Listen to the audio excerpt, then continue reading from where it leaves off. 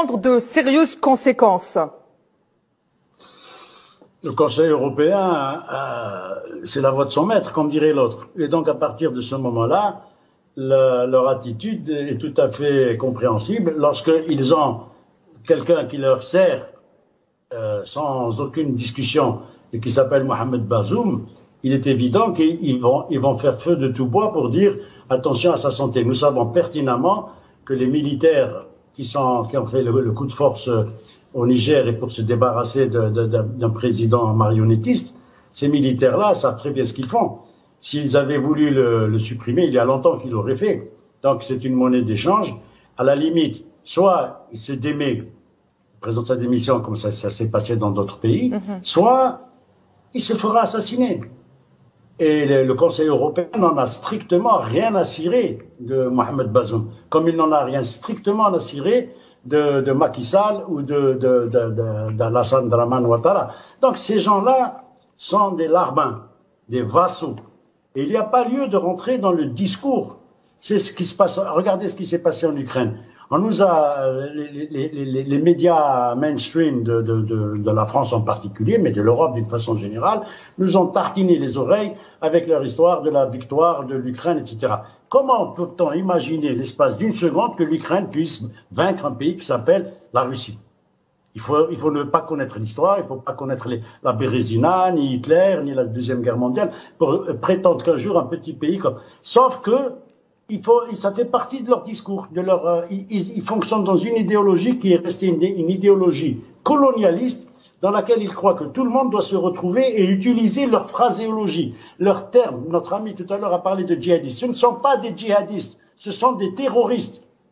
Le djihad ne se fait pas au Niger. Comme nous aussi, nous avons eu des terroristes pendant la décennie noire. Il ne faut pas confondre les choses. On a parlé en Syrie, mais en Syrie, qui c'est qui soutenait les pseudo-djihadistes? C'était Laurent Fabius et compagnie, le gouvernement de Hollande. Donc il faut être clair. Il faut appeler un chat un chat. On ne peut plus continuer à fonctionner avec une terminologie qui ne nous appartient pas. Ce sont des bandits, des voyous, des terroristes qui vivent de drogue et qui attaquent et qui tuent et qui détruisent.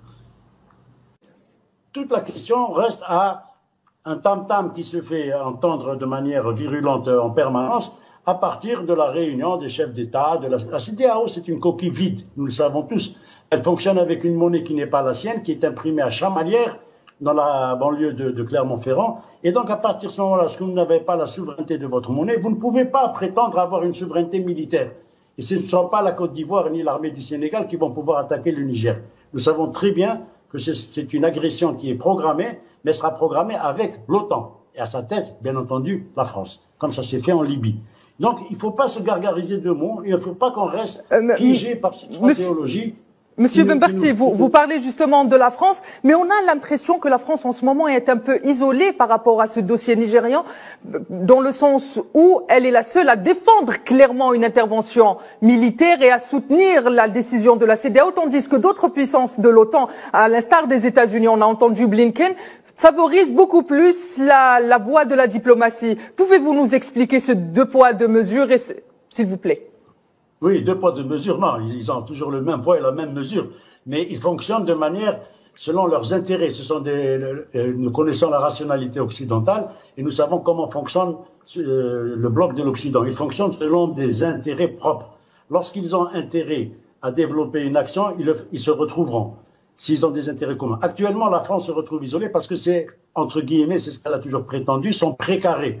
Elle a perdu le Mali, elle s'est fait jeter du Burkina Faso, il lui restait le Niger et elle a un allié de taille qui est le Tchad. À partir de ce moment-là, avec ce qui s'est passé en Libye, nous, Algérie, nous Nigériens, nous Burundi, nous Togolais, nous devons être vigilants parce que ces gens-là n'ont, comme ils